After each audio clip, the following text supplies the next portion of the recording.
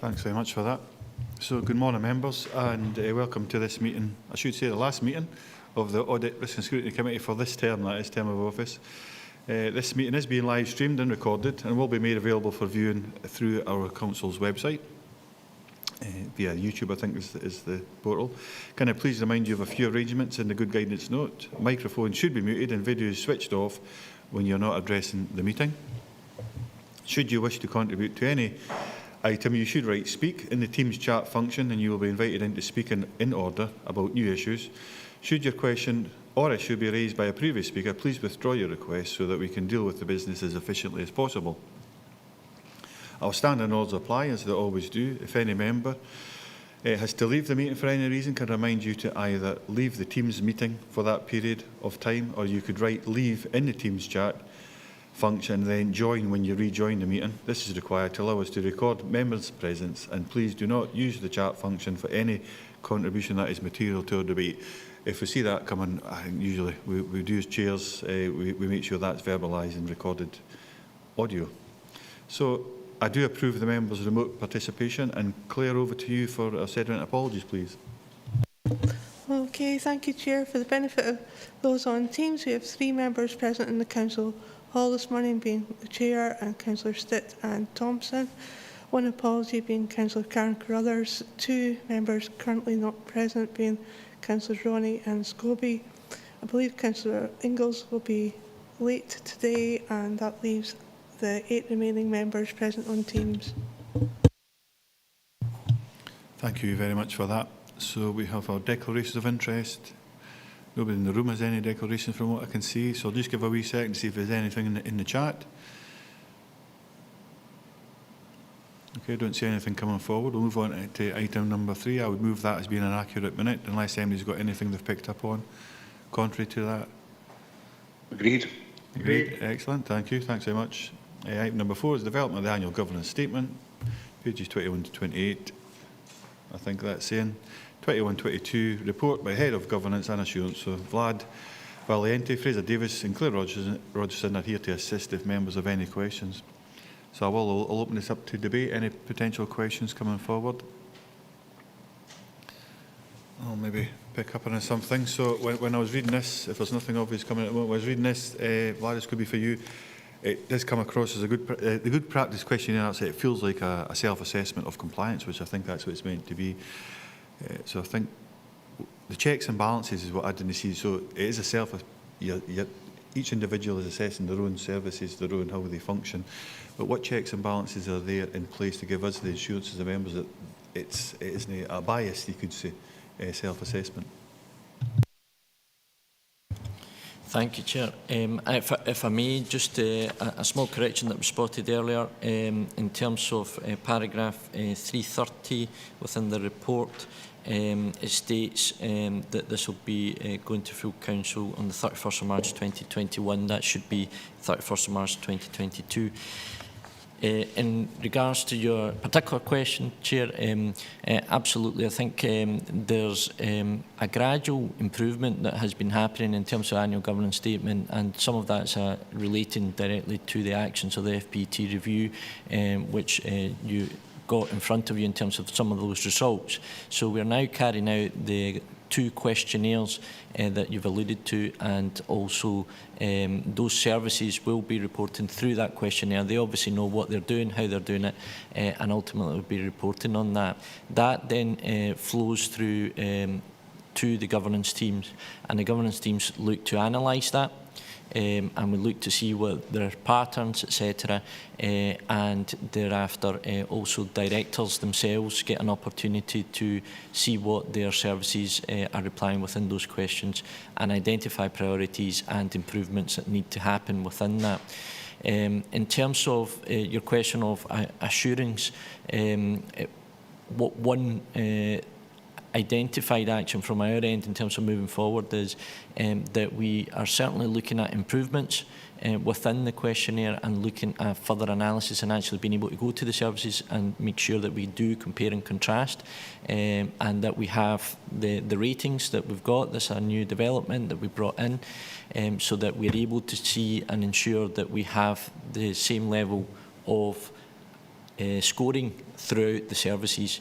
So that's probably a bigger piece of work that needs to be carried out, but that's in conjunction with the relevant directors who also get to scrutinise those services that have come through those questionnaires. So it's an ongoing process of improvement, and I think we're now in a very safe space in terms of having had those two questions not far from each other, the questionnaires, and in essence looking at what has been done since the first one, what needs to be done still for the next one. So we'll continue in that journey, and I agree, I think there's a piece of work that could be done in terms of a bit more analysis to give you that full assurance. I'm heartened to hear that, Vlad. It is, no, I just think it probably the next step for me, if you're putting that extra layer of due diligence rather than bureaucracy, but it is due diligence, it's then how does that come back to the members? Hopefully that'll be incorporated in future reports. Once it takes place, it's been done with yourselves and the directors to say that, okay, your evaluation of their assessment is the same as what theirs is, or if that contrast was there. No, that's good. We look forward to see that coming forward. So I've got speakers coming in now. We've got Councillor Driver, then Hagman. Archie? I hope you can hear me okay, Chair. Loud and clear, Archie. Okay, thanks. Just I'm using this headpiece and I've not used it for a while. I'm trying to make sure it works all right. I'd just like to ask a question on page 24 under Principle E, determine the entity's capacity, including the capability of its leadership and the individuals within it. And at 3.25, some responses indicated that not all services have a workplace strategy in place and that succession planning was a concern. Now, obviously, we know what's going to happen in the new council. There are going to be things that we're going to have to stop doing. There are things that we're going to have to curtail because of the issues that we find under budgets and things like that. But succession planning, of course, has been a really important thing over the last 15 years that I've been a councillor, and there still seems to be some areas of concern of succession planning in departments. I just wonder what we're doing about that.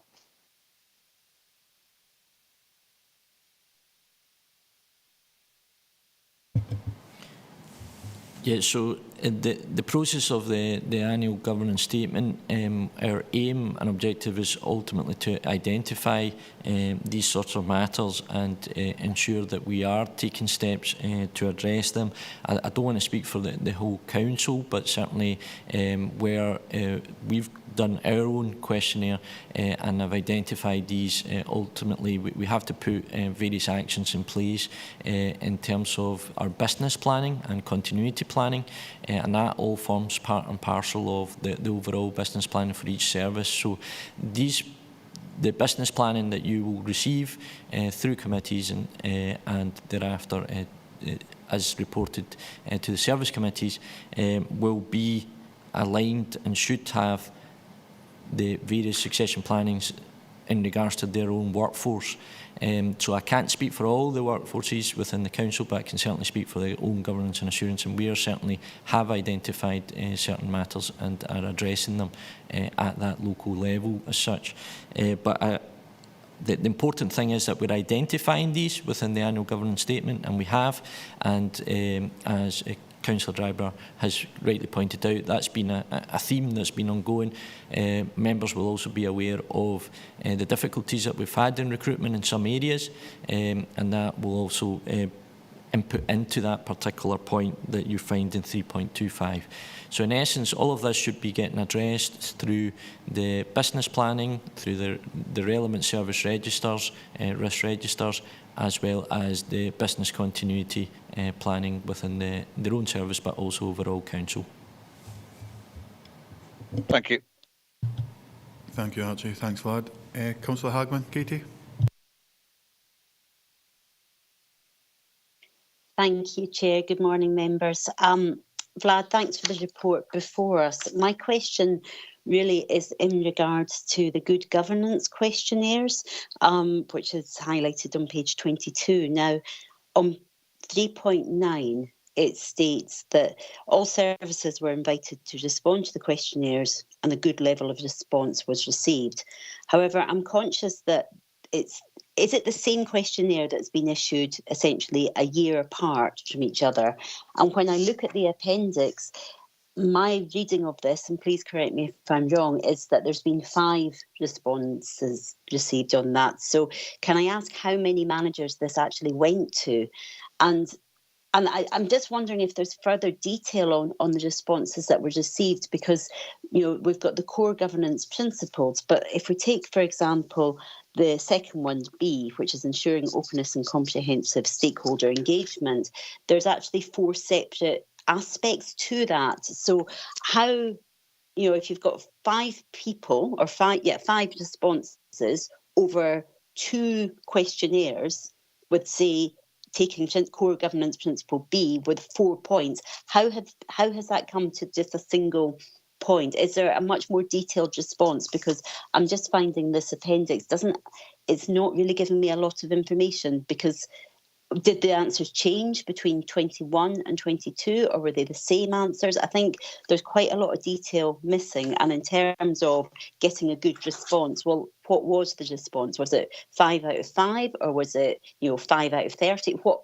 How many managers were actually asked to complete this? Just so I can get an idea of where we are, because obviously I am aware that, you know, part of this was a recommendation from FPT as part of a review. So I think it's really important that we actually follow through on those. So if you're able to offer any more information, that'd be really helpful. Thank you. Through you, Chair, and I'll bring in my colleagues Fraser and Claire in a second to speak to the appendix in particular. In regards to the first question, which is it the same questionnaire? Yes. So in essence, what we've done is we had one questionnaire and we had responses to that, and within that, obviously, certain improvement actions that need to be taken forward. The second set of questionnaires is aligned to that in terms of that good governance questionnaires that have gone out, but included this time round a rating, and that's the rating that you see that has been reflected within the analysis.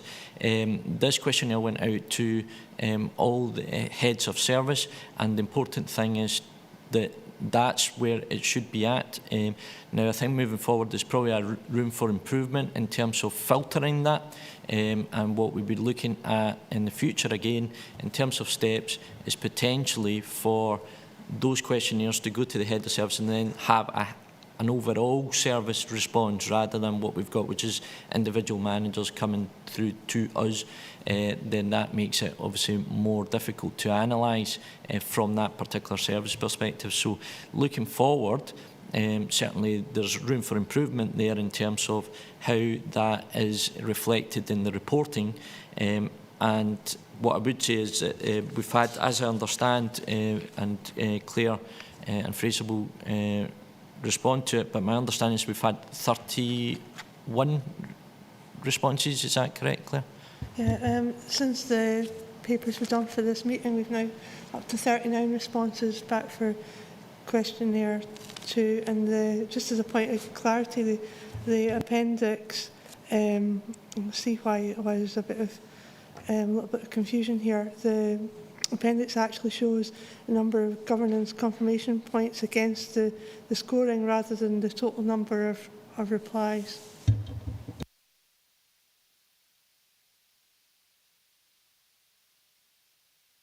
Yep, so Katie, hopefully that's your answer, but I think the 31 in total is the indication of numbers at that time.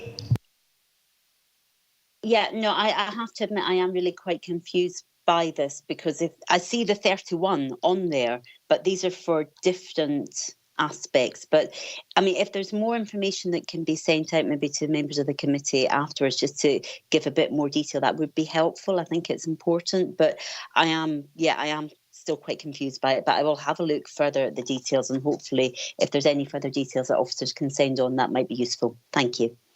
Thanks, Katie. I think Claire's coming in. Yes, certainly. I mean, that's a very high-level summary in the appendix, and we can provide more information. Thank you. Thanks, Claire. Katie, so we'll have that to all members of the committee, if that's okay. Thank you. Thanks very much, Claire. Yep, so it's Councillor Young. John, it's you next. Thanks, Ian. Good morning, everybody. Councillor Hagman asked very fully the question I was going to ask, so I withdraw my hand. Thanks, Chair. Okay, thanks for that, John. Councillor Campbell, John. Yeah, thanks, Chair, and good morning, everyone. Yeah, just touching on the point that Councillor Hagman brought up about Principle B. I was looking at the 4 bullet points, in particular on page 24, 3.20, where it says comprehensive stakeholder engagement takes place across the council, and examples where the parent council forum and stuff like that, and the curbside collection services. Now, yes, they're good examples of how we did comprehensive stakeholder engagements, but it was disappointed with the stakeholder engagements during budget time. You know, some of the engagements, especially the online ones, they were very disappointing because there was only just the elected members that actually turned up to this, and I believe in my ward, I think there was one member of the public who was completely bamboozled by that type of thing. So, yeah, I do welcome these sort of questionnaires, but I think a little bit more detail on where we didn't do well would probably be welcome as well, so that we can try and improve that. I don't know if that's something that could be taken on board. Through you, Chair. Thank you, Councillor Campbell. I think we'll certainly feed that back, absolutely, and there's probably lessons to be learned after we do these consultations and engagement processes anyways, and I am aware that we do ask for feedback from those that have taken part in them, so I think there's always room for improvement as such, and I'm happy to take that on board and then pass that on to the relevant officers in regards to taking that forward, moving forward for the next budget. Thanks very much. Thanks, Chair. Thank you, John. Thanks, Vlad. It's Councillor Thompson now, Stephen. Thanks, Chair. Yes, I suppose it's just about the detail behind the questionnaire and what constitutes a significant number of responses in relation to what total. So I'd be interested, I mean, could somebody sort of maybe explain to me how many services are we talking about and how many managers, because there'll be a number of managers within services, so anything that comes back, it might be helpful, it might be helpful to know if there's any sort of thematic patterns across services or within managers within services to get a sense of the actual granular picture across the council as a whole. So while themes might emerge, and again, the appendix would be good to get the information behind that, because I don't really know how to read that and make sense of the numbers against the principles. But if we could maybe get a bit more of the breakdown in terms of what was the total number of services, what was the percentage response, how many managers, some services all the managers might have responded, but in other services only, no idea. So it'd be good to get that kind of that data to make more sense of the information we're looking at. If we could, thank you. Thank you, Stephen. Vlad.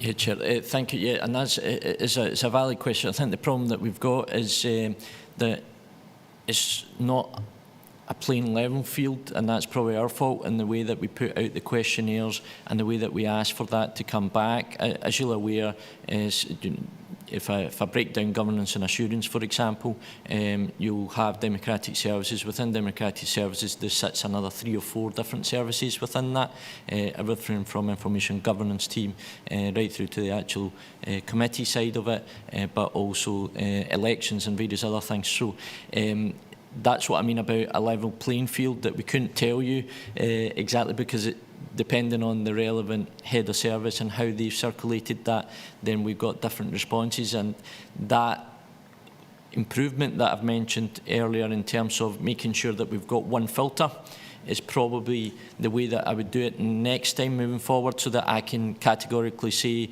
every head of service, which has happened, every head of service directorate has replied, is more about having that pinpoint stat for you so that I can say all heads of services have replied, and they are the ones that have identified any patterns within their overall service, rather than breaking it down to specific teams within that. And that's the playing field that at the moment we can't pin down, but moving forward we will. So recognise that that's an improvement moving forward. Thank you. Thank you. Thanks, Stephen. Jane, we've got you next. Just a small comment from myself. I think when it's the first time you see this and it's the first time we've seen it, and it's once you've had that level of granular information, as Stephen often refers to, you've got your head around it. You understand it. You understand the amount of people involved and what the differences between them. After that, I think it's more straightforward. Jane, you're next. Councillor Maitland. Thank you, Chairman. Yeah, I think listening to the debate, Chairman, I think we're getting the feeling from the committee that we've really only got sort of half the story here. You know, what we're looking for, I think, probably is the supporting evidence and examples to assure the committee that the narrative coming through from the services is actually what we've what we're being told.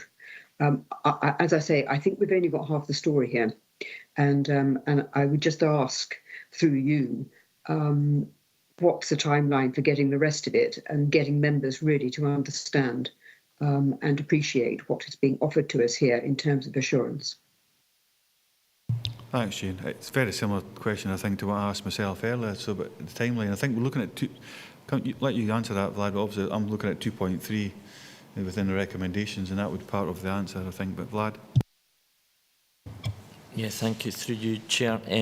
Yeah, so in terms of the reporting, members will see the timeline that we have to comply with, which is under the paragraph 330 in particular, which has us reporting to full council on the 31st of March 2022 with the outcome of these, and thereafter there'll be a further annual governance statement that will be developed that will go to full council in June.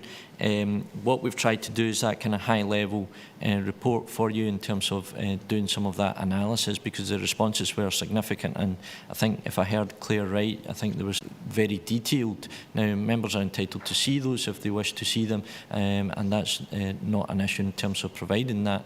However, we didn't feel that they needed to be included every single response here within the paperwork. And what we've done as a governance team is obviously look at the overall analysis and give you that high level, which will feed into the annual governance statement. So the highlights are there, the important parts and the triaging of these are in there, so that we can feed into the annual governance statement that we've got to do every year. However, the point I would absolutely highlight is that we're in a journey of improvement here from the annual governance statement. I think members will have maybe not even seen these questionnaires in the past. Now you're seeing them, now you're seeing some of the responses that are coming back and the analysis around it, but absolutely agree that there's a better way and there's some improvements that we need to take forward. I've already reported that through SLT, and SLT have also fed back on improvements that we can do in terms of the process, and that will hopefully help in terms of members' assurance moving forward. But in terms of what you've got there is certainly that high level analysis that we've carried out. If members are wanting to see the more finer detail, then we can also provide that, but we do need to report this to the 31st of March full council in line with our annual governance statement timeline.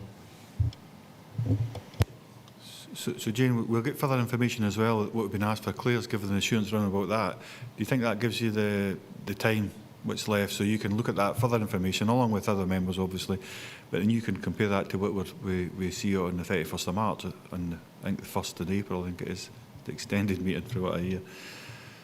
But so it comes back to full council, Jane. We'll get further information, and I think that maybe help other members have an evaluation in regards to what they feel about this particular thing. Because I'm looking at recommendations.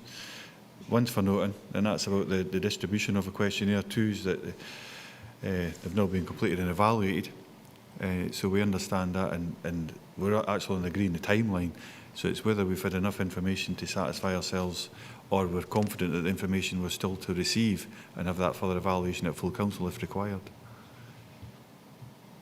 Chairman, I think the explanation given is absolutely fine, and we can go forward through the full council. We can then discuss it there. Thank you. If that's the case, then there's no further members wanting to speak, so we've noted 1, 2 and agreed 3 with the timeline, the correction that, thanks to Councillor Stitt and Vlad has picked up on. We've made that amendment and we'll get another chance with the addition of further information to re-evaluate this at the 31st of March's full council. Thank you very much for that.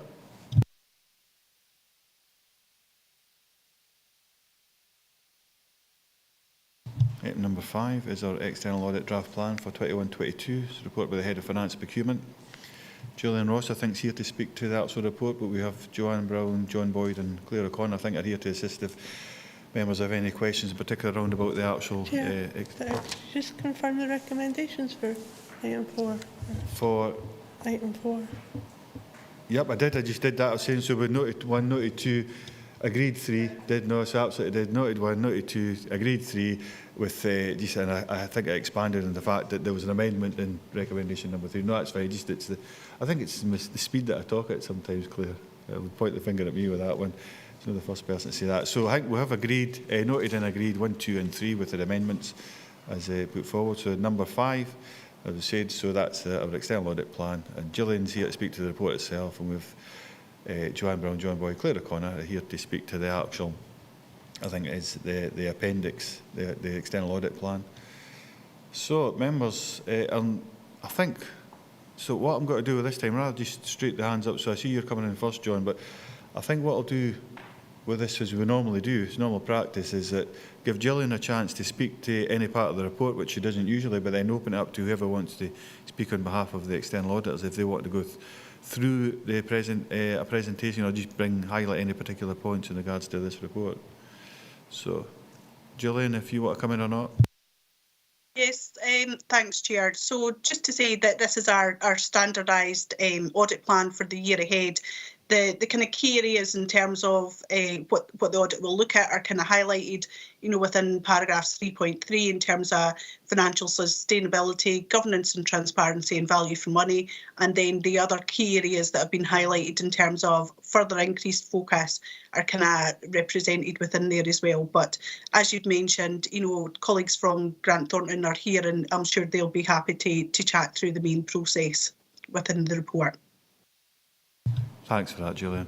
Any members got any particular questions for Gillian first in the report? So we have got, I think I've got 2 people up there, but it could be, we'll go through the presentation first, we'll take all the questions at the same time. So whoever wants, who's got a lead? Is it yourself, Joe? Is it, right, Joe, yeah. Over to you. Thanks, Chair, and good morning, members. I'll just talk briefly and then I'll pass to my colleague Claire, who will just pick up on some of the detail, and then, as you said, Chair, would be happy to take questions. As Gillian's already outlined, this is the annual plan for the 21-22 audit, and members will be very familiar with the style and layout of the plan. This is our 6th year as your appointed auditors, and it is our final year. And so just to highlight to members that we'll work with the new auditors once that's known around handover arrangements, probably in October. We're working to a timeline of signing the financial statements again in September this year.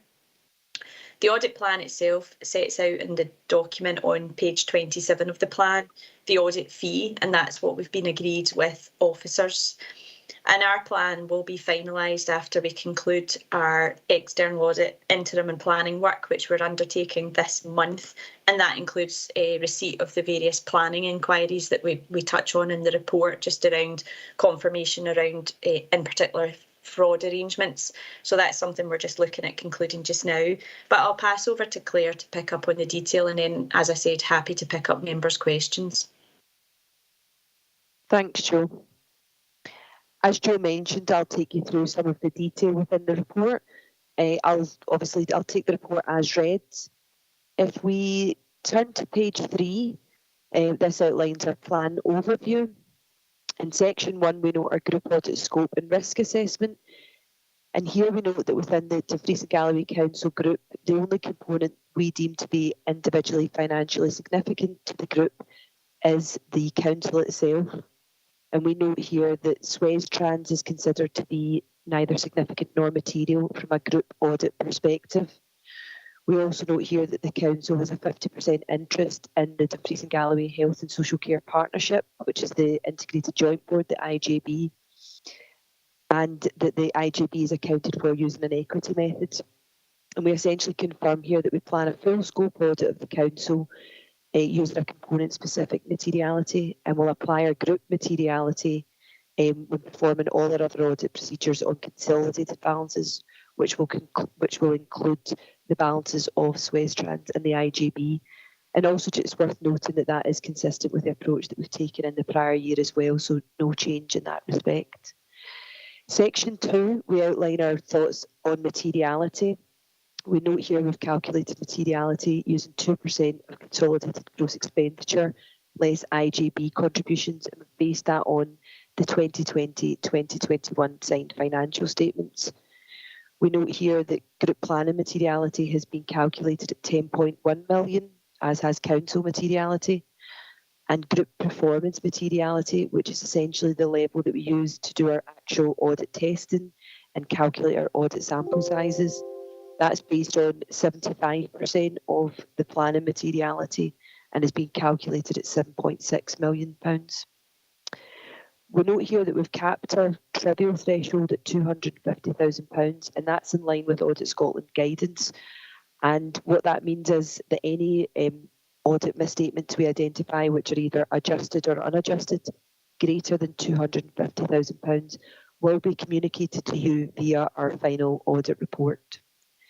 And we also note here that we'll use a lower materiality when we audit the remuneration report, and this is due to the sensitivities in relation to that area, and this lower materiality will be £25,000. On page 4, we highlight our financial statement audit risks, which we've identified during planning, namely the management override of controls, the risk of fraud and expenditure recognition, valuation of land and buildings, and the valuation of the defined benefit pension scheme. And we also confirm here that we've rebutted the presumed risk of fraud and revenue recognition, and we take you into some further detail in relation to that area further on in the report. Section 4 on page 4 also highlights our wider scope audit risks, namely that we've identified in relation to the 4 key areas within the wider scope work that we do.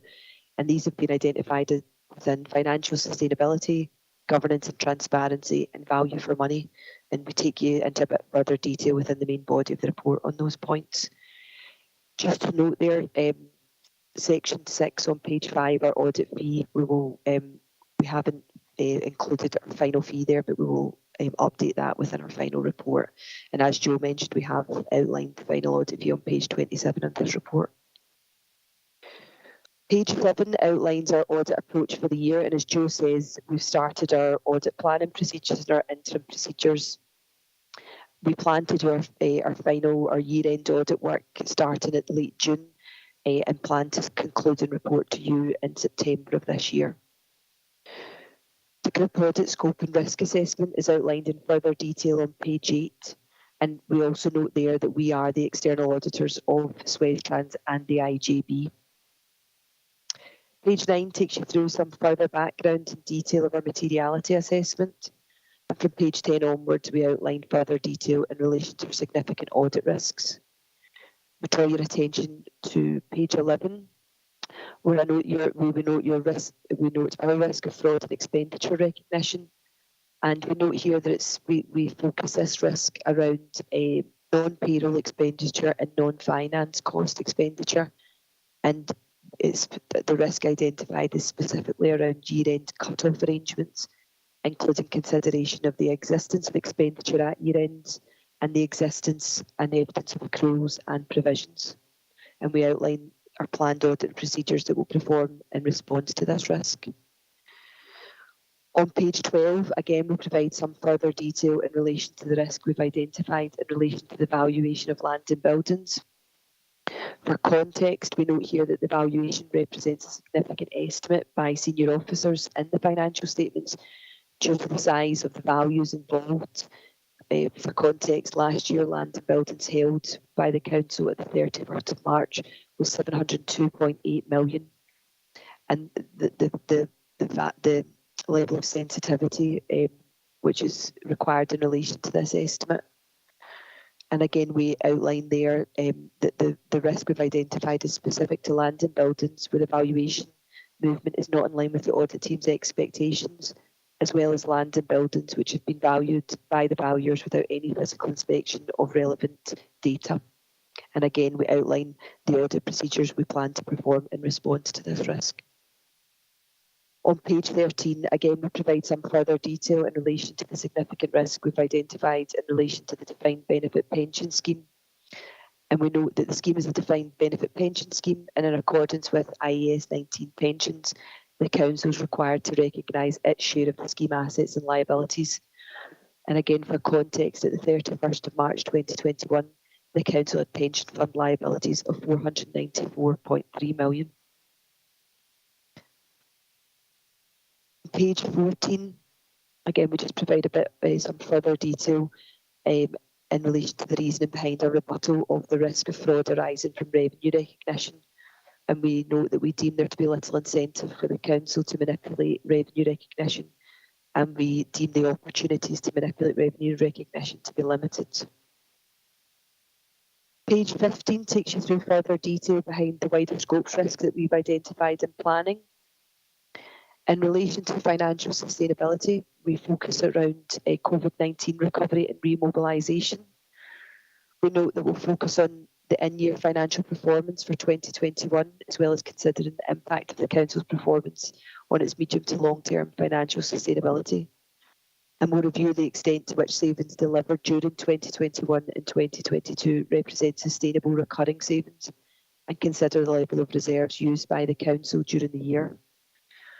We'll seek to understand the Council's future plans, including their consideration of recovery and remobilisation beyond the pandemic, and the possibility of less COVID-19 monies and funding being made available to the Council going forward. And we'll review the Council's consideration and assessment of these matters. Page 16 outlines the risk we've identified in relation to governance and transparency. In particular, we focus this around governance arrangements. And we plan to review the governance arrangements in place during 2021 and 2022, and the future planned arrangements for 2022 and 2023 and beyond. And we also note there that we'll consider the plans that the Council has in place for newly elected members, including elected member training and support to be provided by the Council to new councillors.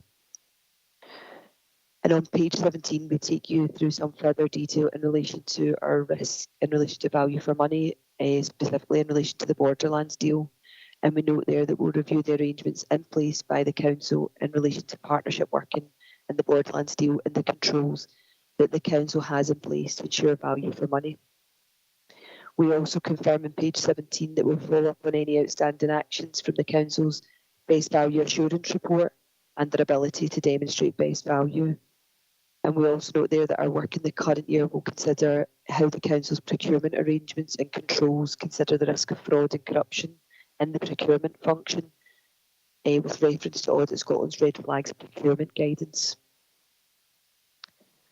On page 23, we outline further Audit Scotland deliverables, and we note here that as your appointed auditors, we have a number of wider report responsibilities beyond that of auditing the financial statements. And within this section, we've summarised the key areas that we also report on in relation to 2021-2022. As Joe noted earlier, on page 27, we confirm our external audit fee for this year. And on page 28, we confirm that we're independent of the Dumfries and Galloway Council Group.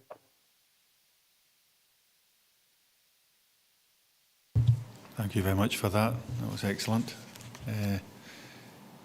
Concise straight to the point. That I've got a number of speakers or people wanting to ask questions, I think. So, John, I've got you first. John Campbell, John Young, Councillor Young. Seen your hand coming up first, then Councillor Campbell. So, John. Hey, thanks, Chair. And thank you for that presentation as well. There's an awful lot to take in. I was looking, first of all, at the fees on pages, well, it's my page 56 and 57. I think it's your page 26 and 27.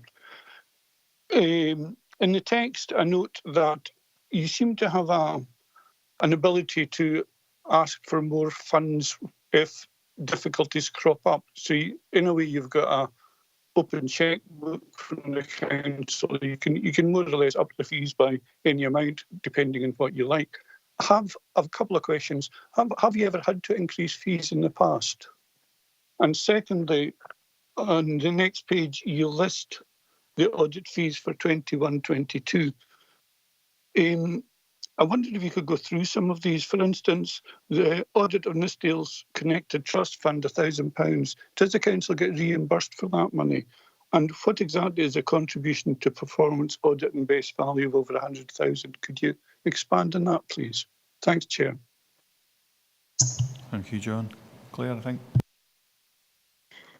Happy to pick that up, Chair. So in terms of, as we've set out in the plan, we do have a right to vary the fee if we encounter difficulties during the audit. For example, the working papers not supporting the financial statement audit. That's just an example. We've never had to do that during the course of our appointment. We have always had a good working relationship with council officers. The quality of the financial statements produced is of a good level and the working papers are good. So we've never had a case where we've increased our fee during the course of our audit. If we were to increase our fee, we would capture that and report that back to you and back to this committee within our final annual report. What we have done this year, similar to prior year, is we have a slight increase on the baseline fee, which is the external audit remuneration part of that fee. And that's to take account of the additional work that we're required to take under auditing standards around valuations. And that is a small increase of 3,000, I think, around about that number. And that's been agreed with council officers. In terms of the fees that are set out in the plan and the breakdown of them, the external audit remuneration is what comes to us as your external auditors. The pooled costs, contribution to Audit Scotland costs, and the contribution to performance audit and best value, they are all fees that go direct to Audit Scotland and they are set by and managed by Audit Scotland. We have no locus over those parts of the fee element.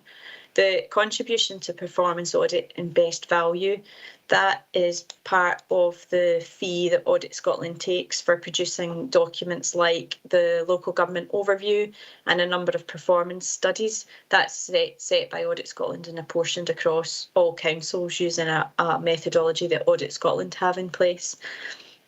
The only other fee that, as you said, that came to ourselves is the Connected Trust Fund. Those aren't included within the Audit Scotland fee setting arrangements, and we set that locally. That £1,000 is consistent with what we've set in prior years to audit the trust fund charity status.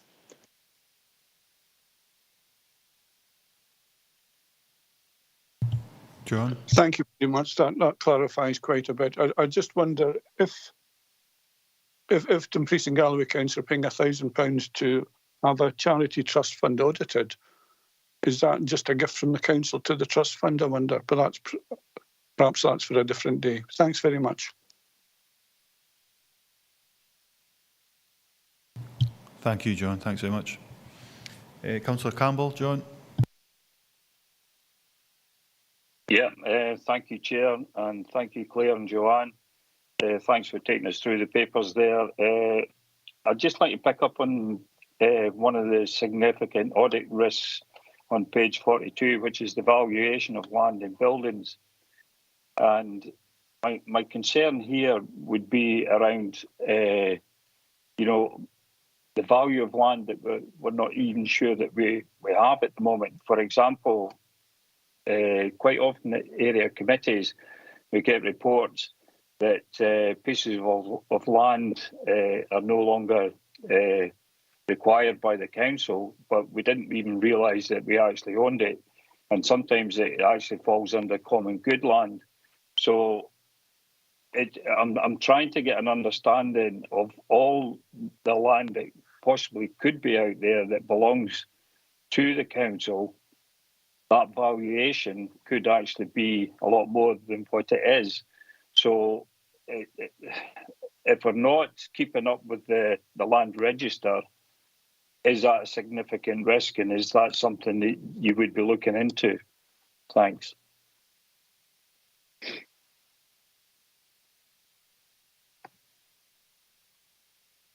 I'm not Joe. Right, so that's, I'm not sure, so just come in. Sorry, just to take myself off mute. In terms of that point, in terms of our work on valuations, what we look at is the underlying council records and what is within the fixed asset register and the completeness and accuracy of those records, and how those records then inform the valuation process. And within the fixed asset register, there's the opportunity for the council to therefore classify assets, so whether they're council assets or they're common good assets, and the common good assets then feed the common good disclosure note. So that's part of our risk assessment in terms of the completeness and accuracy of the data, and then how that's fed through into the valuation. So we will pick it up from that lens. I think in terms of the question around ownership of land and the categorisation of land, I think that's probably one for council officers rather than ourselves. Thanks very much. Thanks, Chair. Thank you, John. Gillian, are you wanting to respond to that? Or?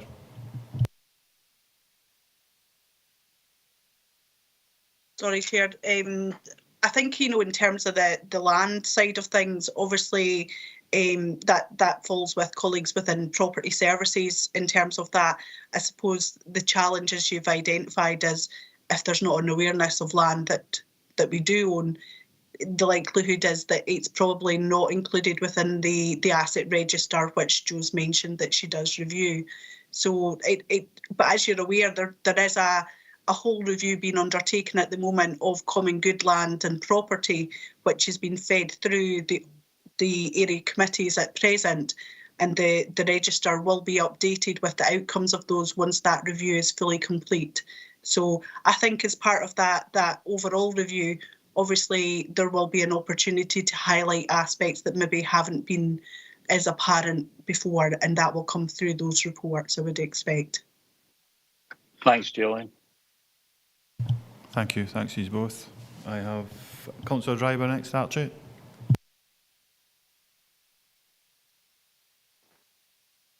Yeah. Just put myself back on mute there. It's just a question in overall terms of audit regarding the audit plan. Obviously, a lot of the work that the council did is audited anyway, but both by our internal and our external auditors, including the pension fund side of things. And I'm just wondering what cognizance that you take of these external audit reports that come back to each of the committees.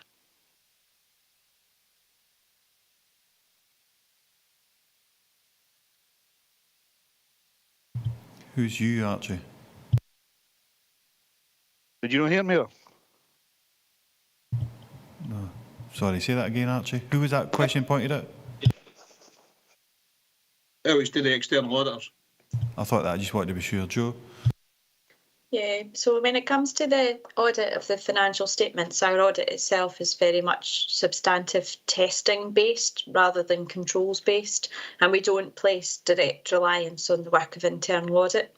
That said, in terms of our wider scope work and our understanding of the work that internal audit is doing within the council, we review the internal audit final reports, we review the papers that come through to this committee, and we have a look at those to determine if there's any impact within that work that would either impact on the financial statements themselves or impact on our wider scope work. In particular, we look at internal audit and the work they do and how that supports, for example, the governance statement.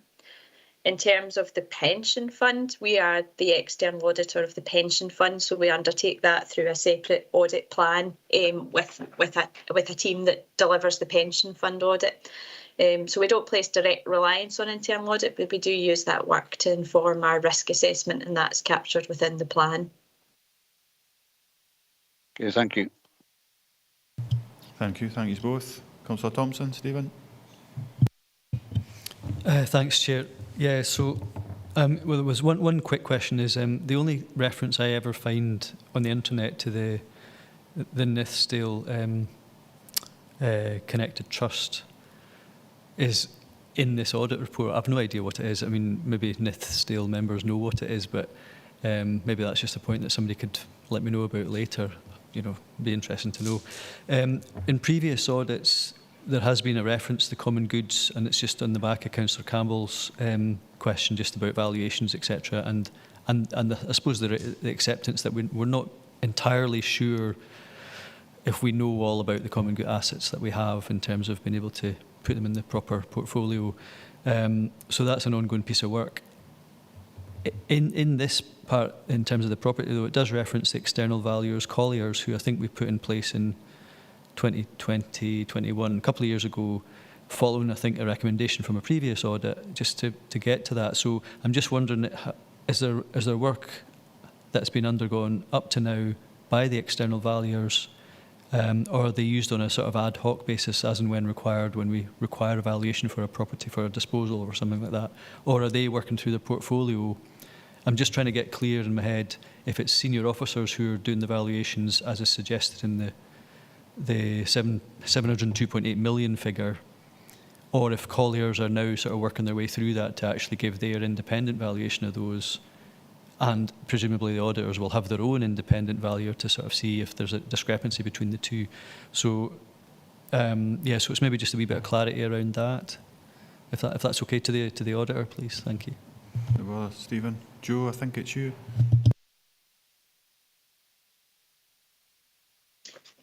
Thanks, and I think there's probably a piece there that Gillian can pick up in terms of the arrangements with the valuer and how that is working. And we then look and liaise with the valuer, in this case Colliers, as well as with the finance and the estates team around that valuation and year-end work. But the actual programme of valuations, Gillian will be best placed to answer. Gillian? Yeah, thanks, Joan. Thanks, Chair. Just to confirm that the external valuers, Colliers, they are totally independent to the council and they undertake their own independent valuations. We do provide them with details in terms of the assets that we hold, and they will routinely, obviously, they'll undertake their own valuations, which we then utilise to inform the values that we place within the asset register at the end of the year. So my understanding is that is a piece of work that they undertake during March, which we then receive to basically inform the annual accounts as part of that process. I can obviously confirm that with colleagues that are a little bit more informed in terms of the detail of that side of stuff. It's not an area that I'm directly involved in, but that's generally my understanding of how it works at the moment based on that process. Yeah, no, that helps clear it up. I think I'm trying to get to, I suppose Colliers were appointed, and I think they do a rolling 5-year valuation process, so they'll be 2 years into that, so presumably 2/5 or some proportion of our property will have been valued by them independently. So as we approach their 5-year cycle completion, we'll have an independent valuation which is at least within 5 years of accuracy by an external valuer, if that makes sense. So obviously it's a work in progress, but would that be a fair summation, or have I picked it up wrong? Thank you. Yes, that is the requirements that we set out within the annual accounts, is that we do have a rolling 5-year programme for the property valuations within there. However, it's important to point out that where there is an indication that a certain group of assets have maybe changed materially, those can be revalued before their 5-year period of time. So if, for example, there was indications nationwide that certain types of property or certain types of land have, changed significantly in value, they would also update the valuation within those areas if they were not within the normal 5-year time frame. So it might be that prior to that 5 years, we would have a full, accurate, independent valuation of all the council assets. Thank you. Just to pick up on a similar point, because it's been brought up by a number of members, then I'll bring you in, Jane. I see I've got you marked down there. So I'm thinking, so the valuation of our land and property is such and it's under significant risks. So I'm looking at an undervaluation, an accurate evaluation and an overvaluation. So just doing the under and the over, if you don't mind, just what are the significant risks to the council when it comes to that? So I'm absolutely clear in my own mind. I've got my own theories, but it's something, if it's picking up on its significant risk, what does it actually mean if it's either overvalued or undervalued?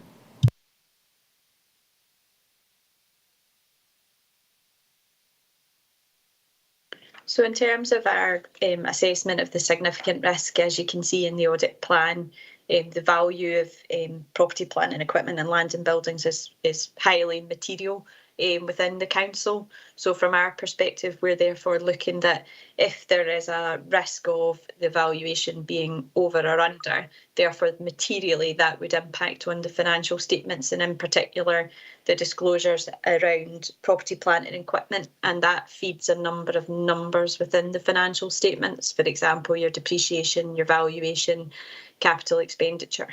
So from our perspective, we're looking at how council officers have worked with the valuer and evaluated potential impairments, potential downward movements in valuation, as well as the increases in valuation. And we try to look at the audit risk in a very targeted way, depending on what that valuation report is and what that shows as at the 31st of March this year. And that's the area that we then focus in on in terms of the impact it would have on the financial statements if an asset or a class of assets wasn't valued in accordance with the code or had valuation movements that weren't underpinned by a robust valuation. Does that help clarify? Sorry, Chair. 100%, Joe. No, that's absolutely makes complete sense. So it does. It's because that figure is so significant or material. The effect it has on all the other components contained within the financial statements, then therefore it has that it affects across the whole plan. Jane, I've got you next. It's a very small point, Chairman, but I've always just really rather wondered, why is the external audit plan marked commercial in confidence? This is a public document and we're in public now.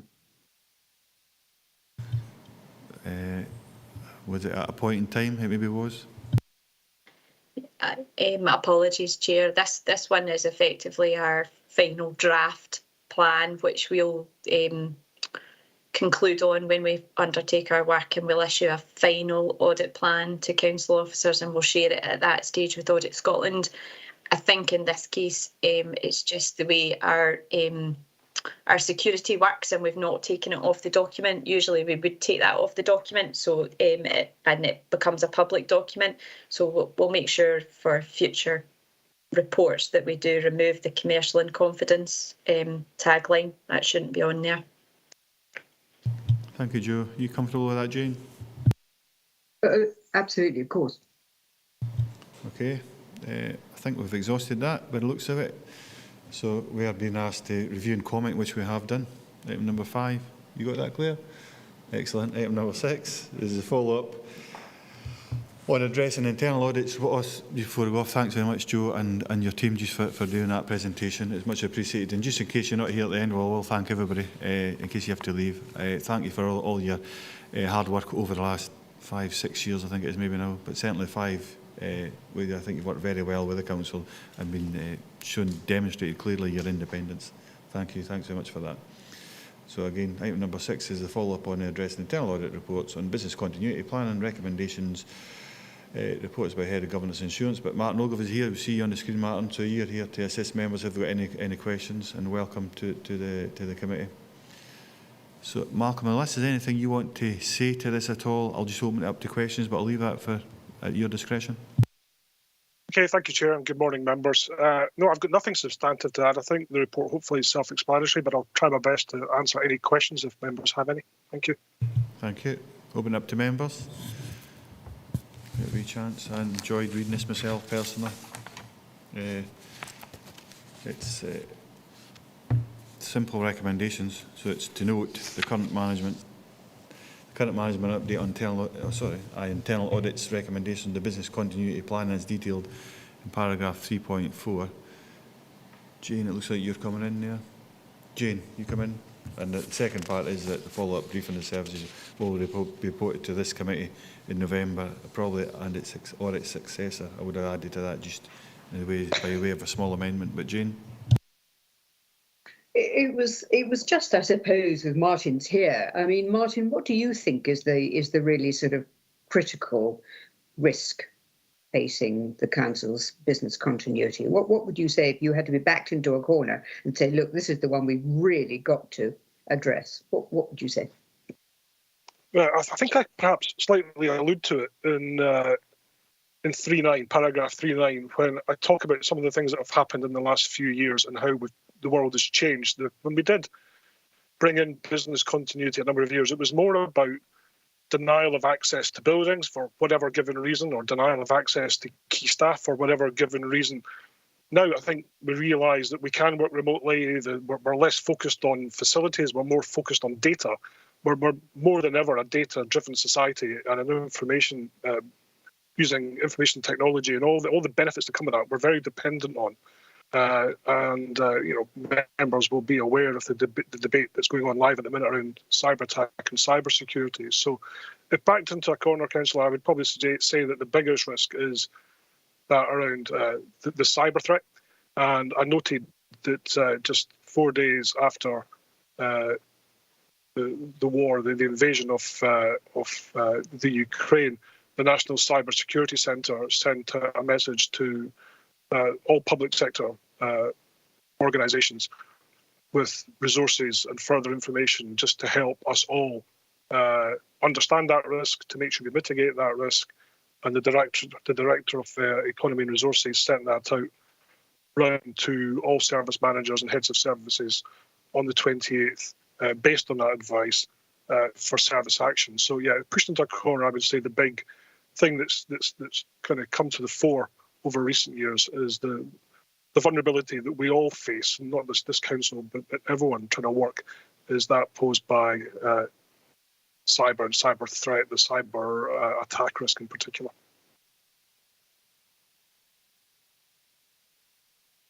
That's a sobering assessment, I think, and a very understandable one. I assume that the new council will receive information as to how that is being dealt with, and certainly as far as new members are concerned, to receive training in that and to explain what risk the council does face, I think is really important. But thank you for that. Thank you. We've got another couple of speakers. Just because you're on the 3.9, was the only bit really had a question on it. It was about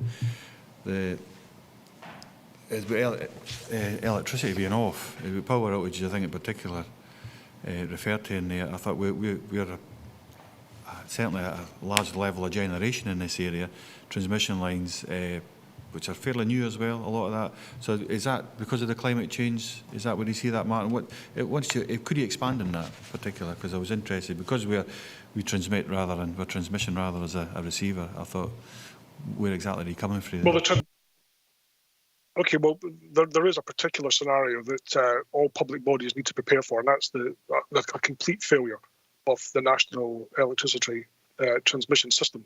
That would impact the whole of Great Britain. So it's one thing. We've started to do some work. We did some work pre-COVID. We've done some work since the end of last year through the LRP to make sure that we're starting to develop sort of command and control arrangements should we have a complete failure. I suppose it does also become a bit more evident after the storms like Storm Arwen, just how vulnerable we are to different types of weather. So the climate change scenario one. Our systems are, the electricity transmission system in southwest Scotland is pretty robust, it has to be said, when we get a traditional southwesterly or westerly storm.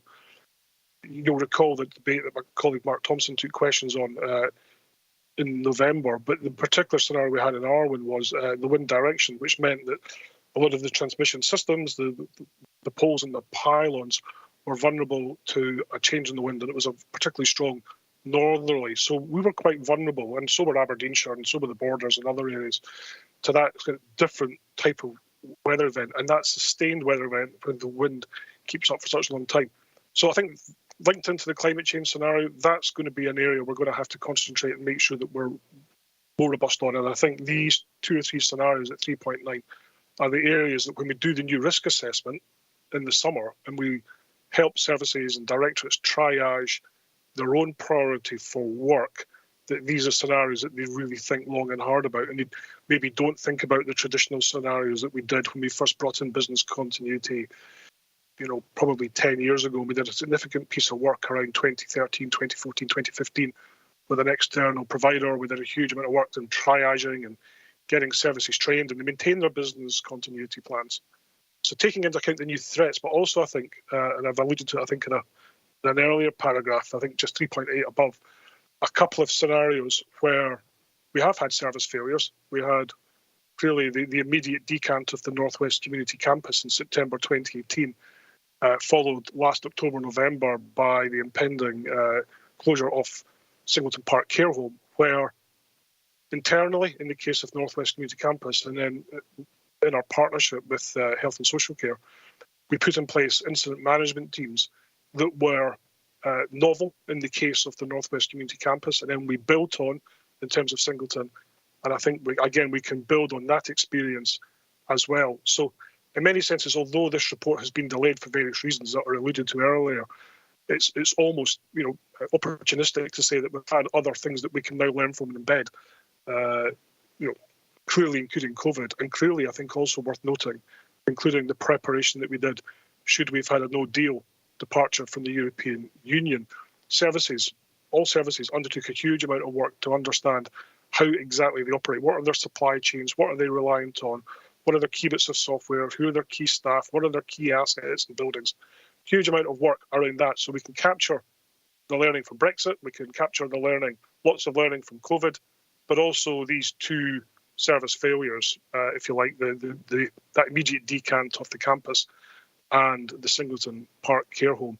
Learning on all of that, there's some rich learning over the summer which we'll take into account of when we do this big strategy review, which the timelines in there at 3.4, I think, or 3.3. Thanks.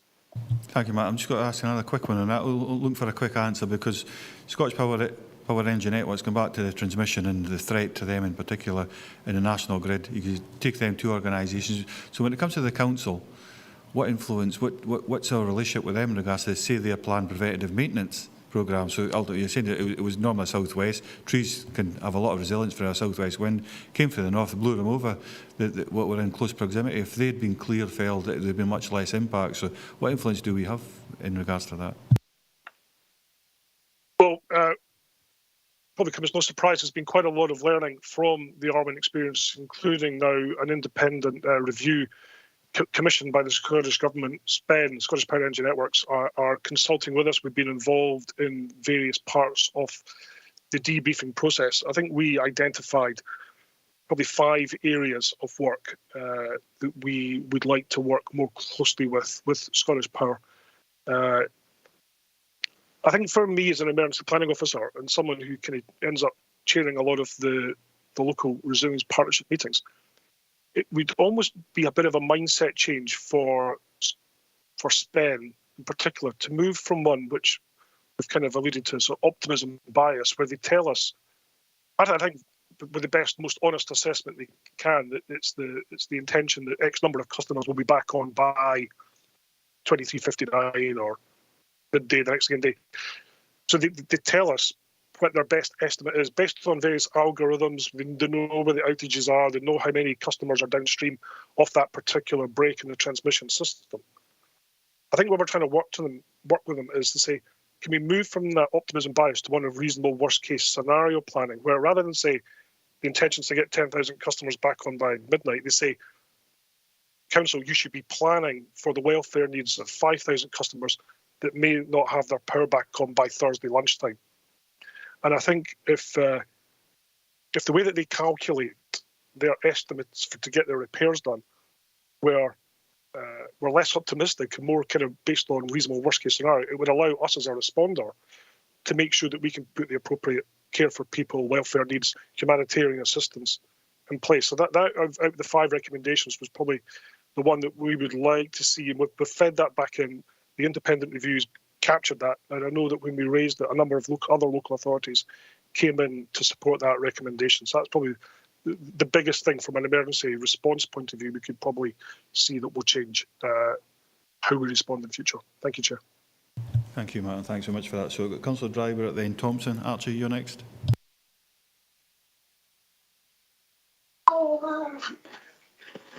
I'm hoping this is actually working now. My headphones didn't work at all that well. Martin, thanks for the report and the update on, and I think you're right that the cyber attack is the biggest concern that we've actually got, not just to ourselves, but NHS and all the other public sector agencies in Dumfries and Galloway and across the UK. So just looking at business continuity potential for a cyber attack with regards to education, because it's going to be really important, you know, making sure that our children are get educated in the future and things like that. Do you believe we've got a robust enough system to move into an area where, you know, education would not be affected? However, because there's a lot of kids working for home and things like that at the moment, there is a potential for getting, you know, viruses and things like that put in through that system. Is our system robust enough at the moment to prevent that? Thanks, Councillor Driver, and through you, Chair. What I think I might do is respectfully take that off the table and refer that to my colleagues in BTS, who are really the experts on cyber security. They've, as councillors will know, there's a team in BTS whose particular remit is network security, and I probably feel that they're a lot more qualified than I am to get back on the specifics, particularly of service resilience, and in the case of that question, education in particular, if that's okay, Chair. It's fine, thank you. Thank you, Martin. Thanks, Archie. So you'll get that back to that. That information back to you at a later point in time. So, Councillor Thompson, you're next. Thanks, Chair. And yeah, it strikes me just from what Martin's saying that obviously we're maybe framing things in a different way than the likes of what Scottish Power Energy Networks were doing. We would want to plan for the worst case scenario because I suppose we are the 5% that's hardest to reach, in a sense. Scottish Power Energy Networks might have been planning on more business sensibilities, which is like, well, as long as we've got 95% of the network operating, that's good enough, sort of thing, and we'll get to the rest. Whereas we're the ones saying, no, actually, we're the rest, and we need problems sorted now, sort of thing, or at least know when they're going to be sorted. So there's two different approaches to that, depending on what organisation is coming at the problem. So I think it's good that engagement's now happening, especially given the recent power failures across the region due to the weather. But it's interesting as well that the biggest things affecting us seem to be natural events, which is like weather, whatever the cause of that might be. Because as soon as we've loaded everything onto digital by default, we're immediately prone that all our services get taken out by anything that impacts on electricity or the network. And whether that's a malevolent force like a cyber attack, which to be fair is rare, although a risk. It's not the most likely risk, but it is a risk. We're more likely and more often and more readily taken down by weather, flooding, or a power failure, which is caused, if anything, by natural forces. The results of sort of people getting affected by viruses and pandemics and having to change their behaviour, or human failure like in the Northwest Campus or in other projects. It's been a lack of contract management, or in DG1 it was maybe a lack of clerk of work. You know, there was failures that were preventable but human in origin. So could we get to a point where actually our best plan of resilience is to get to a point where if all fails, classes will be taught in a schoolroom with no electricity and bits of paper and everybody sitting around like in the old days? But I mean, is that the kind of planning that we need to sort of factor in, where if you take out electricity and you take out internet, how do you still deliver stuff? And you might find that it's actually, well, we have to have plans that have those contingencies in place, because it's a way of still delivering learning or other services or care, for example. So is that something you're sort of factoring in, Martin, when you're looking at these, how do we deal with if situation A arises? It's an interesting question, and if the councillor just, if maybe you haven't seen in the appendix, there is some mandatory requirements. I've outlined the sort of the red, amber, green paper that's attached. I think it's page 73 in the papers. The first one is to maintain plans for the purpose of ensuring as far as reasonably practical. So it's all about that kind of balanced, proportionate approach to likelihood and impact when we're looking at the various eventualities, but also in terms of how we prepare. It's the old mantra of hope for the best, prepare for the worst. And when we prepare for the worst, we prepare for the consequences, not the causes. So from a sort of purist emergency management point of view, we know there could be a number of triggers that might mean that we need to deliver any X number of services in different ways.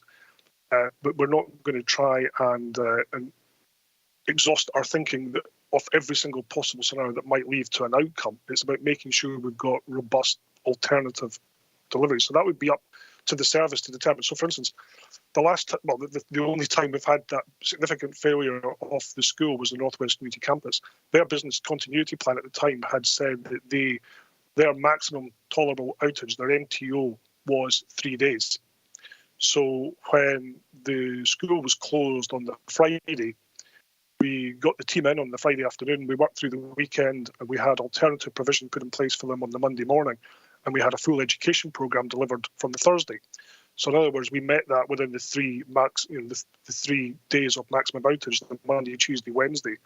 So that's why services need to think about what their recovery periods are, and there's a whole sort of business continuity way of making services think and prioritise what needs to be back on. There are clearly some services that we could probably suspend during the period of an emergency because they're not necessarily involved in protecting the most vulnerable people.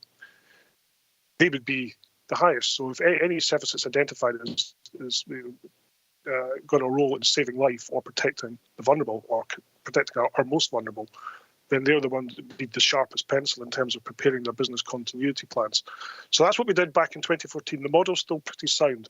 So I think the next point down actually in that appendix is consider whether risk assessment makes it necessary or expedient for the body to modify its business continuity plan. So it's about understanding these new and emerging risks. So that's the process we will go through with services in the summer to help them triage what they need to prioritise for business continuity planning. And some of it, for the lower level services, will just be a generic business continuity plan. But for those at the sharper end, they will need to do some detailed work over the summer to get their business continuity plans refreshed, given these new and emerging risks that we've highlighted. Thank you, Chair. Yep, no, thanks very much for that, Martin, and thank you, Stephen, for that question.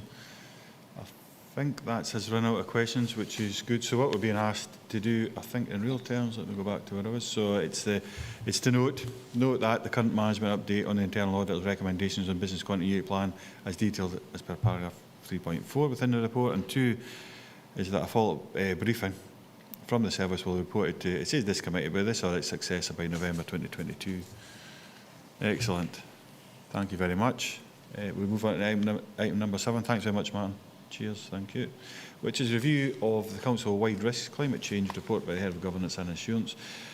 I see we've got Simon Fieldhouse and Richard Fox here to assist members if we have any questions, but I'm looking at recommendation 2.3. Look, it says agree to receive a presentation by the lead officer as detailed in Appendix 2. So are we expecting to get a presentation, Simon? It looks like we maybe are we? Just a very brief presentation, Chair. I didn't want to kill by PowerPoint. Over to you, Simon. No, thanks very much for that. No, over to you. We're sitting here enthusiastically. Lovely. Right, just bear with me a second whilst I share my screen, Chair. Are you all able to see that first slide, Chair? I can't see it anyways. I can see you in the background, but you've got impregnated. Right, okay. Give me a second. Right, so that's just technical issues. My apologies, Chair. You're screen sharing now. So I am. I'm just trying to find where I've put the presentation now. This is the trouble. I had everything all lined up and it didn't work. My sincere apologies.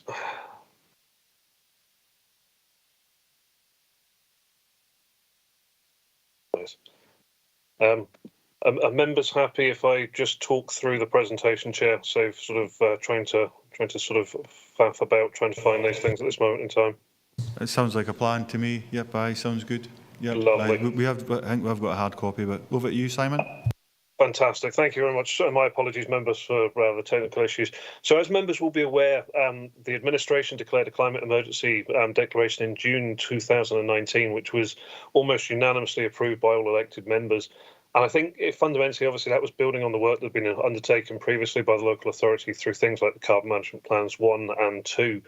And the declaration at the time also, I suppose, built on a bit of a wave of movement from the community and from the wider public, and obviously local residents obviously expressing concerns and fears potentially over obviously sort of, climate change, what its impacts would be. And I suppose it built also on the global movement that was obviously spearheaded by Greta Thunberg at the time. So we factored all of that in, and obviously through the declaration, the council set one of the most ambitious targets in Scotland, aiming to be a net zero region by 2025. So obviously working through the risk management process, officers have identified, two clear areas of risk that needs to be managed by the council. The first element, I suppose, realistically relates to obviously to leadership and carbon reduction activities moving towards net zero.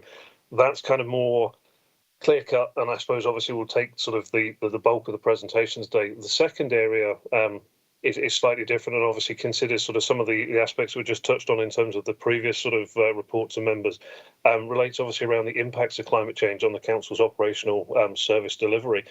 It's been kind of clear as we've run through the process that these two need to be sort of segregated and disaggregated, where we can look at obviously our carbon reduction targets, how we can move towards those through obviously the activities that we as local authority are doing.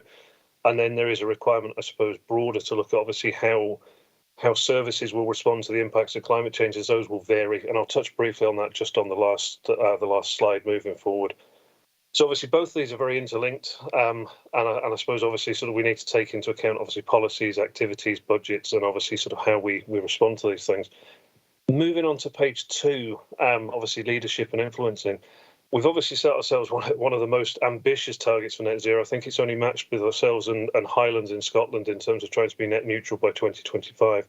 And I suppose given where we are and where we sort of the information that we've got in terms of our baseline and everything else, we're aware obviously of the challenges ahead. But I think the aspirations to the council to look at trying to be net neutral were very justified. And obviously it's helped to sort of to focus and bring a spotlight on climate change moving forward. One of the clear things that we need to be looking at on that is obviously leadership, both internally and externally to the council. When you look at obviously the baseline that we've undertaken, we only have around about 0.7% of the region's carbon emissions that are directly related to council activities. So it's quite clear that even if we exercise ourselves and move to a point where the council is net neutral, we're still only sort of, we've still got 99.3% of the region that isn't necessarily working with us. So it's critical that we utilise obviously all of the opportunities that we've got to support and influence others to work with us in a partnership approach across the region. So in relation to that, what we've tried to do is obviously put measures in place to address this. We've established a citizens panel. We're having the first citizens panel running sort of later on in March. And we've identified 6 pilot areas across the region for that, from Stranraer, obviously in the west, to Langham in the east, and various locations in between. Just to reassure members, this is just the starting point for now. This is not the final product. This is to help us obviously look at how we can engage, and those engagement methods are going to be undertaken through the Community Chartering Network, which has a track record of obviously community engagement and bringing the best out of these things. So we are looking obviously at having significant feedback through that. We've also got sort of engagement with things like the Economic Leadership Group, and most importantly, I suppose, given obviously our baseline sectoral engagement with groups such as the National Farmers Union for Scotland and Scottish Land and Estates, which play a critical role, not just in terms of our recruitment and economics of the region, but also in terms of their emissions. We're setting up a regional stakeholders group to look at how we might be in a position to capture different sectors and support them looking at moving forward towards a net neutral sort of aspiration. And we've got community-led projects that we're supporting as well, things like the Climate Ready Ken project, where communities have identified opportunities that they've got on their doorstep, and we are looking obviously at how we can support those through different funding mechanisms.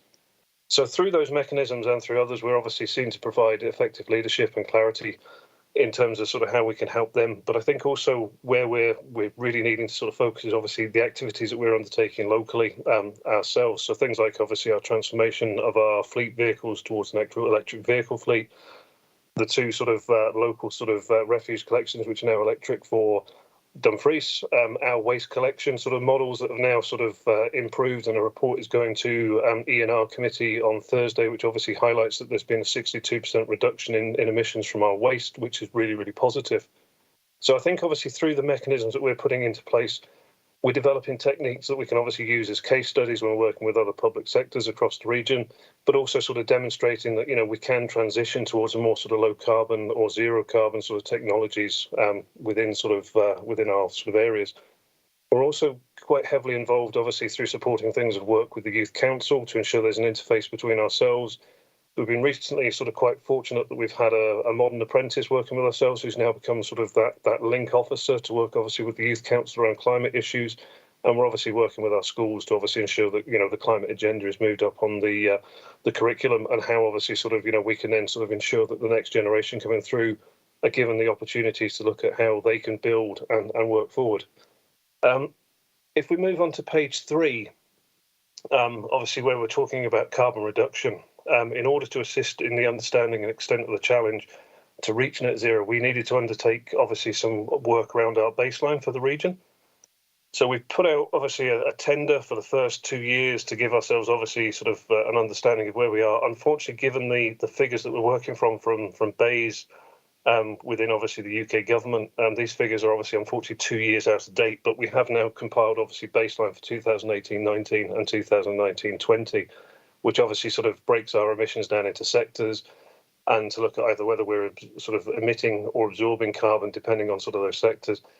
And from that, we've been in a position obviously to create a route map to net zero based on the information activities that we can support easily within the council, and obviously those areas external to the council where we feel through influencing and providing additional support we might be able to see some traction to move forward. So obviously, as part of that route map, the consultants that came in worked very closely with obviously key officers from property to schools, transportation to housing, to create a key list of assumptions in terms of carbon reductions that we'd be looking at. And obviously, the officers were brought in, engaged to look at those figures and those assumptions, revise them in line with what would be realistic and achievable moving forward. So obviously, sort of moving forward from there in terms of sort of how we've got the baseline, we've got obviously our assumptions. Services will need to consider how to report their carbon savings on the council's corporate system Pentana to allow obviously accurate reporting and scrutiny. The assumptions will also provide clarity in terms of key sections within the council where we can see reductions in our emissions through changing technologies, adhering to new legislation on emissions and energy use, all the way through to behavioural change. The council is also supporting development of key projects such as the Dairy Nexus project and the Energy Master Plan through Boardlands, both of which will obviously sort of focus on different ways of doing things. The Dairy Nexus is obviously looking at how we can obviously take our agricultural sector, particularly the dairy, which obviously is the largest population in Scotland, and look at how through different feedstocks, through different land management tactics, that obviously their carbon emissions can be reduced. And the Energy Master Plan will be looking at obviously creating local energy action plans for communities, to look at how they can create pathways to low carbon solutions. Bearing in mind, obviously, that, as I say, we are a small portion of our total emissions for the region. We're not working on this alone. So we're working very closely with the South of Scotland Enterprise Agency, and they've obviously just developed their energy transition programme. So we're looking at how we can align with this to ensure, obviously, that, given that we're aware one size will not fit all, we can obviously try and find a model that will work very effectively for each of the communities moving forward. And just touching slightly on the last slide, obviously the mitigation and adaptation. So as I say, this requires significant further work to be undertaken by officers to look at how we can best report back to members the impacts, the concerns that we need to be looking at in terms of how we address the sort of, I suppose, the significant impacts climate change could bring to the region. So obviously, we're aware that further work is obviously undertaken within each of the operational areas of the council. If we look at things like roads, they're looking obviously at increasing their diameter of their drainage pipes when they're putting in new infrastructure to ensure obviously that they can take account of new cloudburst sort of scenarios. More heat means more rainfall in a shorter period of time. So obviously we're aware that as part of the need to adapt and mitigate that they are looking at these things. But I think obviously we do need to be aware that, we could look at sea level rises. We could obviously look at how that might impact on our coastal sort of infrastructure.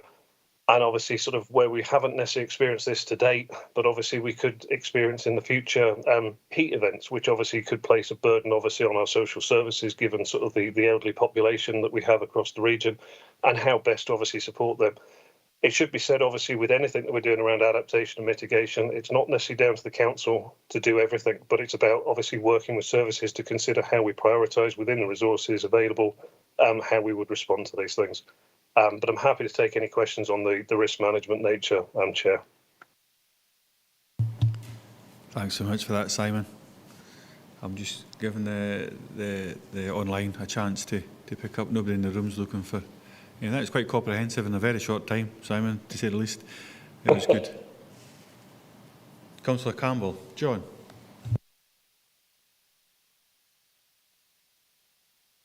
Yeah, thanks, Chair, and thanks, Simon, for your report there. Yeah, a couple of points, if I may raise with you. I'm looking at the current risk matrix, and you did allude that there is an ambitious target to try and reach 2025. So, I mean, you're looking at just another 3 years of getting to net zero for the council, and where we are in that current risk matrix, we're in the red at the moment. So it looks to me as if there's still a lot of work to go. On the existing internal controls, the fourth bullet point said agreed and delivered against the 12-point action plan. That seems to me as if we've delivered the 12-point action plan, yet just on the planned actions, just opposite that, it says continue and finish the implementation of that action plan. So you can maybe touch on that.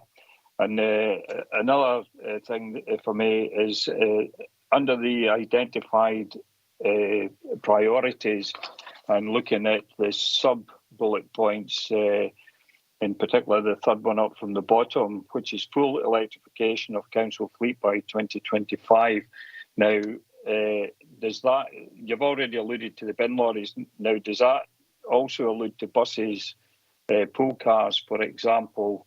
And my final thing is just a bullet point under that is the identification of the council-owned assets for renewable energy generation. Now, the council own quite a lot of properties with huge roof lines, flat roof lines. I don't know for the love of me why we haven't looked at solar panels for these particular roofs, because there must be a huge area where we could generate electricity. So I'd be happy to hear your comments on that, Simon. Thanks, Chair. Thank you, Chair. And then through yourself, Councillor, to Councillor Campbell. In answer to the first point, obviously relating to around the 12-point action plan, I would have said we're about 95% completed with that. There's a few small outstanding tasks that just need to be finished off. But in essence, the 12-point action plan that was linked to the Climate Emergency Declaration provided a real catalyst for how we move these things forward. So we've undertaken the majority there, and we're now looking obviously at migrating across to our strategic route map as being the I suppose the framework that we're operating on moving forward over the next couple of years. You are right. We have obviously sort of 3 years left to obviously look at how we can move towards net neutral. It is going to be an astronomical target. I think, in all honesty, I think obviously I think everybody around the table is aware of the challenges that it's going to face. But I do think, as I said in the presentation, that taking that ambitious step has helped us to obviously focus and on the emergency and how we can address and respond to these things. Moving on, obviously, to the electric fleet or the electric vehicles, I'm aware colleagues, obviously, who within fleet management are predominantly looking at obviously the electrification of our, I suppose, sort of our vans and light fleet. So obviously the cars, the pool vehicles, and obviously our light vans. As a starting point, obviously technology being obviously moving quite forward on this is looking at other opportunities for how we can then consider obviously things like the bus fleet and obviously some of our additional heavy vehicles such as the gritter fleet and everything else. But I think it will be a question that migration will occur as and when the technology is prudent and cost is obviously effective to do so. So yeah, I think obviously when I'm talking about the electrification of the fleet by 2025, I am predominantly focusing obviously on our cars and obviously our light vans at this moment in time. Moving on obviously to the last point made around obviously sort of our I suppose, our sort of property portfolio and our buildings and sort of land assets. I'm aware we did obviously several years ago look at obviously how we could offset some of the loading with some of our heavier sites such as the ice bowl. So we've put obviously solar panels on the ice bowl and a number of other sites across the region. I haven't got the numbers to hand in terms of what we put out and what we actually generate, but I do think the generation of electricity on council-owned sites is included within our strategic route map, so I can obviously have a little look at that and provide those details to you. It is something we're considering moving forward. So we've obviously got some of the old landfill sites that we've got around the region that we are looking obviously at how we can undertake obviously sort of solar installations on those sites to look at direct transfer of electricity, so we could then use those to fuel the pool vehicles or to do other things that are actually going to have a beneficial effect for ourselves to reduce our dependency on obviously on grid from time to time. But it is something we're working very closely with our colleagues in property services to look at and identifying the clear opportunities moving forward. Councillor Campbell. Thanks very much. I suppose the likes of the new Dumfries High School, would be an opportunity to further that solar panel installation. But I appreciate what you gave us. Thanks, Simon. Lovely. Thank you. Thank you both. Archie, you're next, Councillor Dryburgh. Yeah, thanks very much, Chair. Maybe just to back that up with the previous report with business continuity as well. Obviously, we talked about Scottish Power and Energy Networks having problems and things like that. The good news with PV panels fields is that you can get direct feed into things like the Echo-Deco plant, which of course is one of the things we're looking at in future, and we're working with organisations such as APSI. It's not so much a question here, but it's to make people aware that it was a very adventurous target. It was the right thing to do, I think, at the time. And I believe we're having a report on this at Economy Resources on Thursday as well about the where we are with the carbon footprint in Dumfries and Galloway. The other things that maybe Simon didn't say was that we are working with people like our registered social landlords, Education Authority. We're looking at our NHS colleagues, trying to work with them and how to improve the situation as well. So I think leading this particular thing, Dumfries and Galloway Council has shown what it could do. Thank you, Archie. I agree with your comments in regards to it's been an ambitious target. I think we did all sign up to it. But ultimately, if it's not 100%, by the time we get to that particular time, there'll be a re-evaluation then. I do think Ukraine, what's happening in Europe, is having a fundamental effect as well in regards to this type of energy generation. There's a lot of discussions around how the different ways forward as well. So there's nobody else coming in. Thank you very much for that, Simon. That was comprehensive for what I can see. Sorry, Stephen, I missed you there. Oh, and Councillor Maitland as well. Sorry, Councillor Thompson, then Maitland. Thanks, Chair. To be fair, I just came in at the last minute there, but it was actually just a little bit more about carbon sequestration or carbon removal. A lot of the focus is obviously on reduction in terms of like how we switch to lower sort of sources of carbon emission, but it's really about the sequestration and carbon removal, which and the baselining for that. So I don't know if that's the detail that we'll be seeing at ENR, but obviously the timescale is quite tight. But there are activities that are sort of ongoing at the moment in various local projects. I'm just sort of wondering if you can maybe add a wee bit more detail to that, because it's obviously a sort of multi-pronged attack, if you like, to reach net zero. I don't know if you can touch on that, Simon. Yep, thank you. Through yourself, Chair. Yes, certainly. Obviously, sequestration is something that we're blessed, obviously, in the region with significant natural capital. So we have got significant sequestration through our forests. In terms of some of the key projects that we're looking at, we've got obviously there is a rewilding project that is taking place within the Kendee Valley around the Three, working in partnership with the National Trust for Scotland to look at how we can obviously rewild part of their estate, which is just taking on some national significance. We've also got projects associated obviously with the Carbon and Crichton Centre to look at obviously peatlands and obviously the restoration of some of our activities there.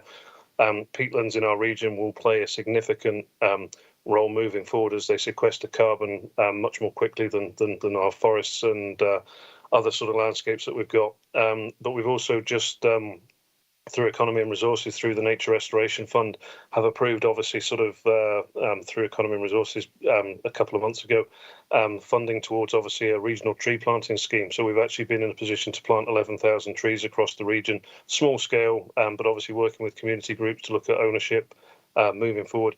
There are some changes that we'll talk about at the Economy and Resources Committee on Thursday around, obviously, sort of the baseline and changes to, obviously, some of the formula for equating whether some of our sort of regions, sort of natural habitats, either sequester or release carbon. And obviously that'll become a little bit clearer at that point. But we are working, as you say, to try and look at, obviously, if we can increase the amount of sequestration and absorption of carbon, both on land and obviously within our marine environment through sort of some of the blue carbon projects we've got through Borderlands, then we should obviously sort of, support that moving forward. But happy to sort of obviously chat about that offline, Councillor Thompson, if that helps. Oh, that's really encouraging. I'll look forward to the report at Economy and Resources, I think, later this week. But thanks, Simon. Thank you. Thank you. Thank you both. Councillor Maitland. Thank you.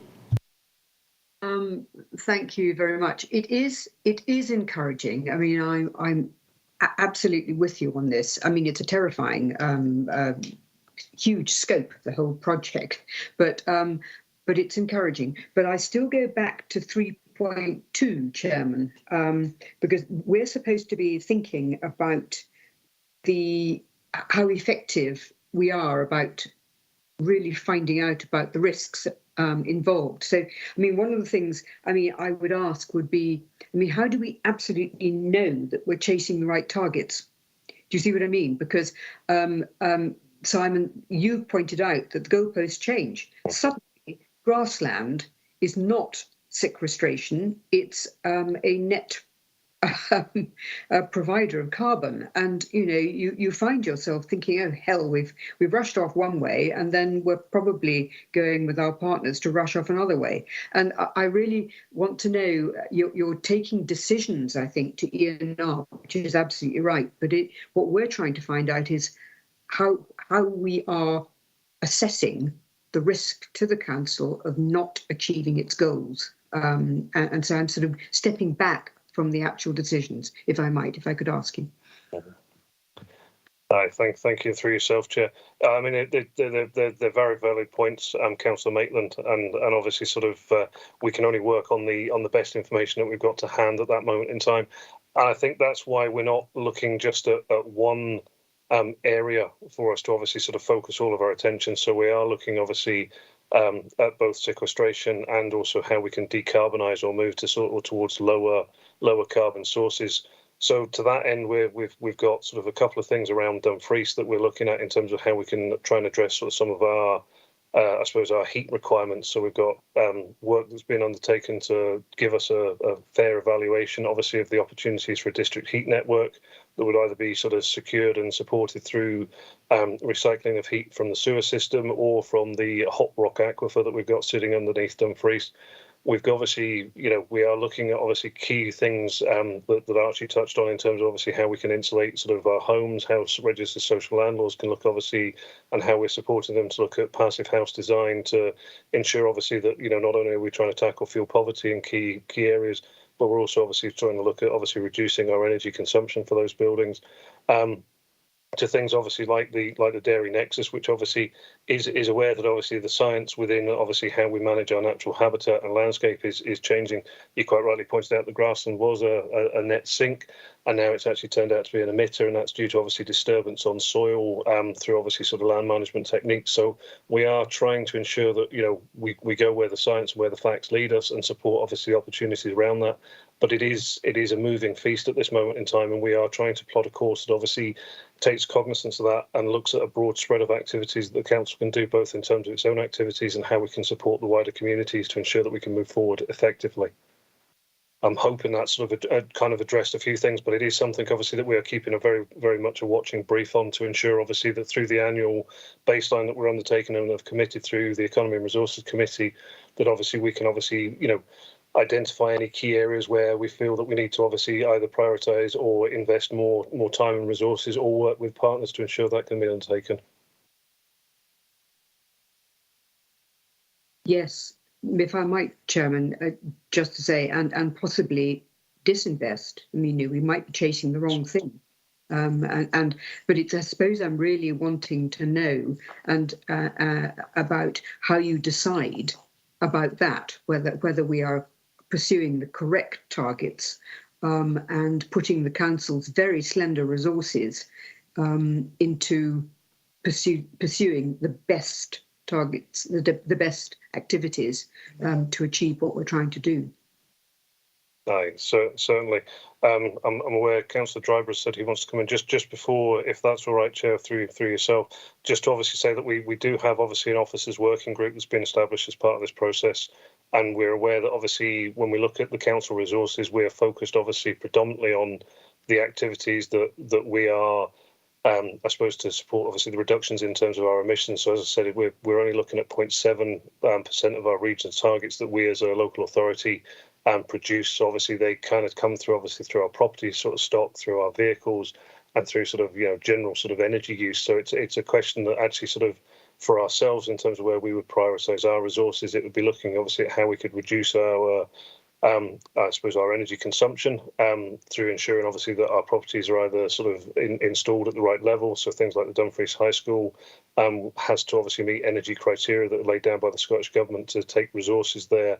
So that means that obviously, our energy usage on these buildings will be less. We're looking obviously at how we can upgrade and obviously insulate and change over to sort of lower carbon technologies in some of the buildings.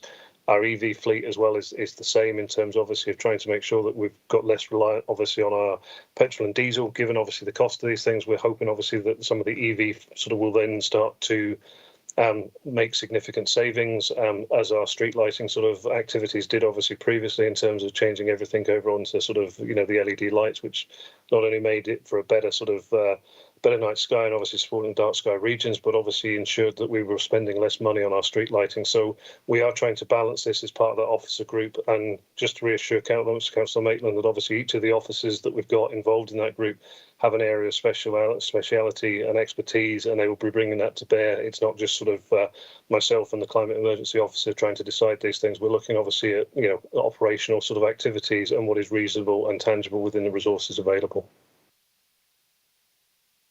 Thank you, Chairman. You're welcome. Thank you, Simon. Archie, last word on this one, then we'll move to the recommendations. Yes, thanks, Chair. I think it's important to understand that we're not just working alone on this as well. I mean, there's nearly 300 councils up and down the country that have declared a climate emergency as well. Obviously, being the Scottish Chair for APSI and APSI Energy have been looking at this. They've also challenged some of the questions that have come forward for Jane as well, because they see the potential of actually de-risking the council on some of the projects that we are actually doing. So I think importantly, it's not just about us in Dumfries and Galloway. There's several hundred councils up and down the country who are doing the same job, and we're learning from each other through the benchmarking and research that APSI actually does, both from their performance networks, their APSI Energy and their normal just APSI membership in that case. Thank you. That was as much a comment. I don't think you need a response to that, Simon, do you? No, just to support what Archie said, Chair. Thank you. Thanks so much for that. Thanks so much for your presentation and your answers, Simon. Full as always.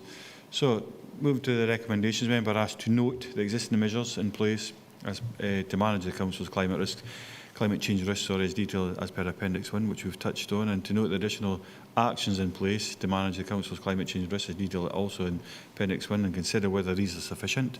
I think we've done that. Number 3, 2.3, we've received that presentation. Thank you for that, Simon. And 4 is to consider the implications of the climate change risk on council activities. I think we've covered that as well. I don't see anybody else coming in. Any other? Archie, go on. I just said agreed, Chair. I only heard me. Sorry, I thought you were wanting in, Archie. Apologies for that. Well, if that's the case, I'd like to thank everybody here, without naming everybody, because there's far too many people here, but not just for today, but over the last 5 years as well. Predominantly, there's been a lot of people here, and previously as well. The previous people have been as part of this committee in a way. So thanks to the members as well, and particularly you do interrogate very well, I would say, the subject matter that we have to look at in this committee.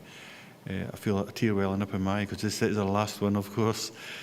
like I say, look forward to the new council coming through and them putting in place whatever it's got to happen there.